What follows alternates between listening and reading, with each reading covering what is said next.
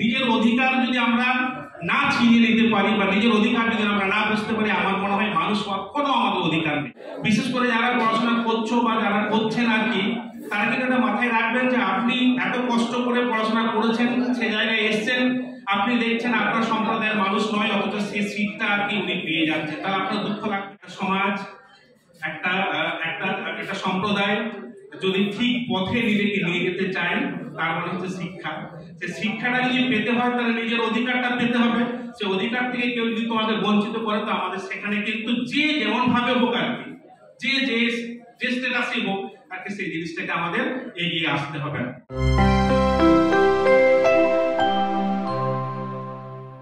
একটু আগে আমাদের যে বক্তা ছিলেন উনি বললেন অলরেডি আমি বাঁকুড়া খ্রিস্টান কলেজে পড়াশোনা করেছি। হ্যাঁ, আমি বাঁকুড়া খ্রিস্টান কলেজে ফিজিক্স সমাজ নিয়ে 95 থেকে 98 3 বছর আমি পড়াশোনা করেছি বাঁকুড়া খ্রিস্টান কলেজে।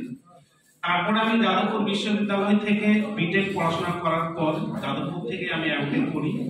তারপর আমি 2001-এ যাদবপুর বিশ্ববিদ্যালয়ে যে ডিপার্টমেন্টে আমি পড়াশোনা করতাম, সেই ডিপার্টমেন্টে তৎকালীন যে ডেজিগনেশনে শিক্ষকদের নেওয়া হতো লেকচারার, আমি 2001-এ লেকচার হিসেবে জয়েন করেছিলাম। তারপরে ঘটনার পরিপ্রেক্ষিতে আমাদের যেভাবে সিনিয়রিটি পাই, সেই বেসিসে আমি 2014-তে এজ এ প্রফেসর হিসেবে ওই ডিপার্টমেন্টে আমি পড়াশোনা করেছি। তার আগে যে পড়াশোনাগুলো করেছিলাম সেটা হচ্ছে আমি নপাড়া স্কুলে এইচএস সায়েন্সে পড়াশোনা করি। তার আগে আমি গ্রামীণ স্কুলে পড়াশোনা করি। তার আগে আবার যেখানে প্রাইমারি লেভেলে যে পড়াশোনা করা হয় সেই জায়গা থেকে পড়াশোনা করি। তো আমি আপনাদের সামনে একটা জিনিসই বলতে চাই যে আমাদের চিন্তা ভাবনাগুলো যেন খুব ক্ষুদ্র না থাকে। আমরা সবসময় চিন্তা যেন এমন করি যে আমি সব জায়গায় আমি শ্রেষ্ঠ আর কি। পড়াশোনাতে যেমন আমি শ্রেষ্ঠত্ব লাভ করার চেষ্টা করি, সেই জায়গা যেমন একটা এরিয়া। তাছাড়া কর্মক্ষেত্র আমি যেমন সর্বেসর্বা হওয়ার চেষ্টা করি, সেটাও একটা ক্ষেত্র। তো এর মাঝে যে সমস্ত জায়গায় আমি বিচরণ করেছি বা যেখানে গেছি আর কি, আমরা যে জায়গা থেকে উঠে এসেছি বা আমি যে জায়গা থেকে উঠে এসেছি বা আমার বর্দা এখানে, আপনারা হয়তো কিছু মানে যারা জানেন আর কি, মিতন চন্দ্র টুডু আর কি আমাদের প্রেসিডেন্ট মহাশয়, আমাদের আদিবাসী কল্যাণ সমিতি, আমরা যে জায়গা থেকে উঠে এসেছি সেই জায়গা থেকে কিছু কিছু জিনিস না পর্যবেক্ষণ বা কিছু কিছু জিনিস যদি আমরা না মেনে চলতাম, তাহলে আমরা এই জায়গায় হয়তো উপস্থিত হতে পারতাম না। আমরা একসময় এমনও গিয়েছি যেখানে প্রাইমারি স্কুলে পড়তাম, সেখানে সত্যি কথা বলতে পায়ে চপ্পল ছিল না। এখানে শেফালিদি আছেন আমাদের, ওই যে মেম্বার আছেন, উনিও হয়তো কিছুটা আমাদেরকে দেখেছেন, কারণ আমরা ওনাদের থেকে জুনিয়র আর কি, সেই হিসেবে উনি আমাদের দেখেছেন। আমাদের হয়তো দুবেলা খাবার জুটতো না। এমন আমার মনে আছে একটা ঘটনা, খুব ছোট অবস্থায় তখন স্কুলে কম্পিটিশন হতো আর কি, স্পোর্টস কম্পিটিশন।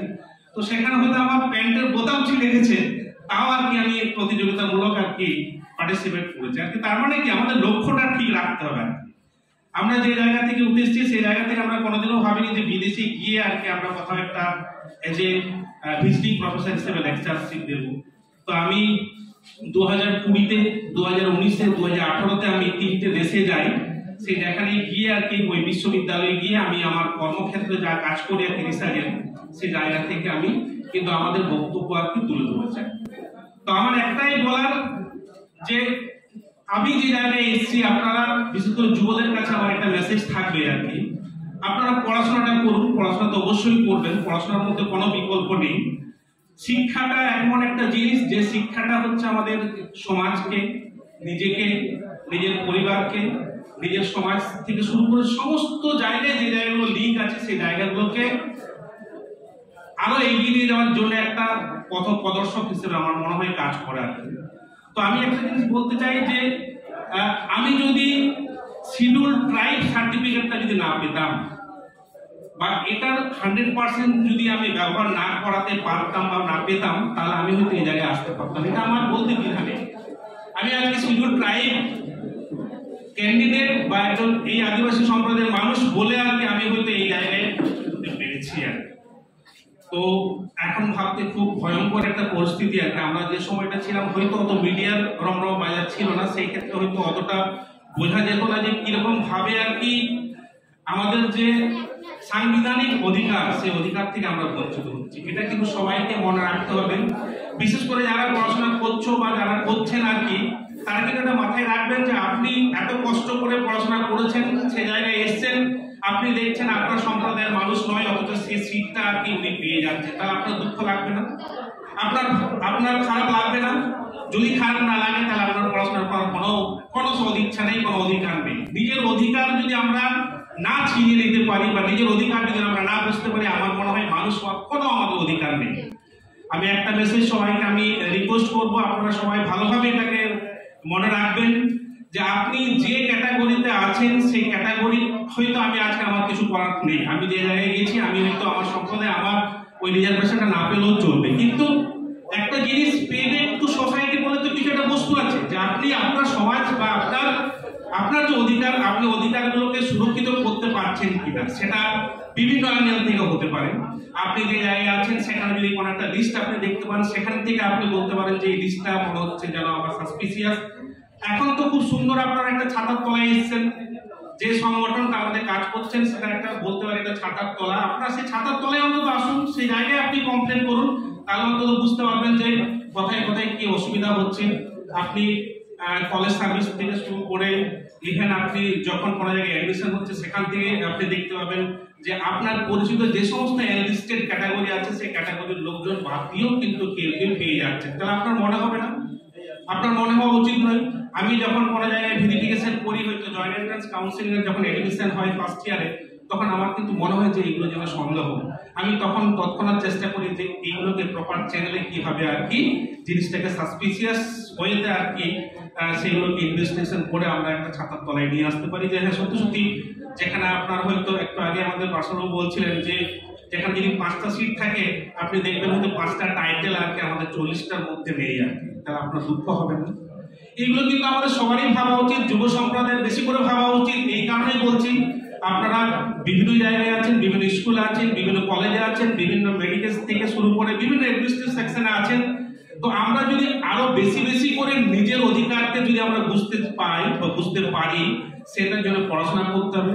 পড়াশোনার জন্য আমাদের যে সুরক্ষিত আমাদের অধিকার আছে সেগুলোকে নিশ্চিত করতে গেলে আমাদের লড়াই করতে হবে। আমাদের উইদাউট লড়াই কিন্তু কিছু হয় না। ইভেন আমি খুব একটা পাতি এক্সাম্পল দিয়ে বলছি যে ইভেন কোনো জায়গায় যদি 2-3টে ছেলে মেয়ে থাকে, সেটা মানুষের হোক অন্য প্রজাতির হোক, যারা কিন্তু কান্নাকাটি করবে না তারা কিন্তু মায়ের দুধ খেতে পায় না, ঠিক আছে? তো মায়ের দুধ পেতে গেলে অ্যাটলিস্ট যেমন নিজেকে কান্নাকাটি করতে হবে, আমাদের অন্তত এখানেও ঠিক তাই, আমার সাংবাদিক অধিকার এটা আমাদের পেতে হবে।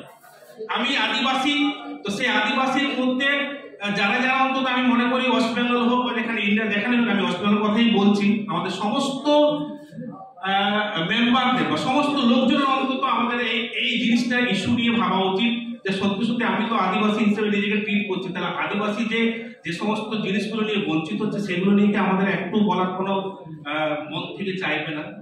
সুতরাং আমি সবাইকে রিকোয়েস্ট করবো, আপনারা সুস্থভাবে থাকুন, সুস্থভাবে পড়াশোনা করুন। শিক্ষাটা যে কি জিনিস সেটা আমি বুঝতে পেরেছি, কারণ আজকে যদি শিক্ষা না পেতাম তাহলে আমি এই জায়গায় দাঁড়াতে পারতাম না বা আমরা দাঁড়াতে পারতাম না। তো শিক্ষাটা পেতে গেলে যে সমস্ত অধিকার আমাদের পাওয়া উচিত সেগুলোকে সুরক্ষিত করতে হবে। আপনারা সবাই এগিয়ে আসুন। এর সঙ্গে আরেকটা জিনিস বলতে চাই, অনেকে হয়তো ভাববেন যে কেন এই একটা সংস্থা শুধু একটা জিনিস নিয়ে হয়তো মাথা ঘামাচ্ছে আর কি, সেটা স্বাভাবিক প্রশ্ন হতেই পারে আর কি, কিন্তু আমার যেটা মনে হয়েছে, আমি নিজে যেটা রিয়েলাইজ করেছি যে আমাদের মানুষের শরীরে বিভিন্ন অঙ্গ প্রত্যঙ্গ দিয়ে তৈরি, তো সেই অঙ্গ প্রত্যঙ্গ যদি মনে হয় যে কোন জিনিসটা আর কি বেশি প্রায়োরিটি দিয়ে চিকিৎসা করা উচিত, আমার মনে হয় শিক্ষাটাকে বেশি দিয়ে প্রায়োরিটি করা উচিত। একটা সমাজ, একটা সম্প্রদায় যদি ঠিক পথে নিজেকে নিয়ে যেতে চায়, তার মানে হচ্ছে শিক্ষা। সে শিক্ষাটা যদি পেতে হয় তাহলে নিজের অধিকারটা পেতে হবে। সে অধিকার থেকে কেউ যদি তোমাদের বঞ্চিত করে, তো আমাদের সেখানে কিন্তু যে যেমন ভাবে হোক আর কি, যে স্ট্যাটাসে হোক আর কি, সেই জিনিসটাকে আমাদের এগিয়ে আসতে হবে। তো আমি একটা স্টিভ জবসের একটা জাস্ট দুটো কোট করতে চাইছি যে always stay hungry and foolish. Always stay hungry and foolish মানেটা এরকম দাঁড়ায় আমার মতে যে তুমি তোমার যে জায়গায় আছো সেই জায়গায় তুমি চেষ্টা করো আর কি যাতে তুমি 100% পেতে পারো, সেই ক্ষুধার্তটা তোমার মধ্যে রাখো, এবং তুমি নিজেকে ফুলিশ সেইভাবে ভাবার চেষ্টা করো যাতে কিনা তুমি অন্যের কথা শোনো। তো সমস্ত কিছু জিনিস বিচারচনা করে আমি মনে করি আর কি আদিবাসী কল্যাণ সমিতি এত ভালো একটা উদ্যোগ বা এত একটা ভালো একটা জিনিস নিয়ে আর কি কাজ করছে, সেন্সিটিভ ইস্যু নিয়ে কাজ করছে। আপনারা সবাই এগিয়ে আসুন, সবাই আমাদের সঙ্গে থাকুন, আমরাও থাকবো। তো আমি আমার নিজের মতামত একটু বলার চেষ্টা করছি যে আমি একজন জেনারেল মেম্বার আর কি এই অর্গানাইজেশনে।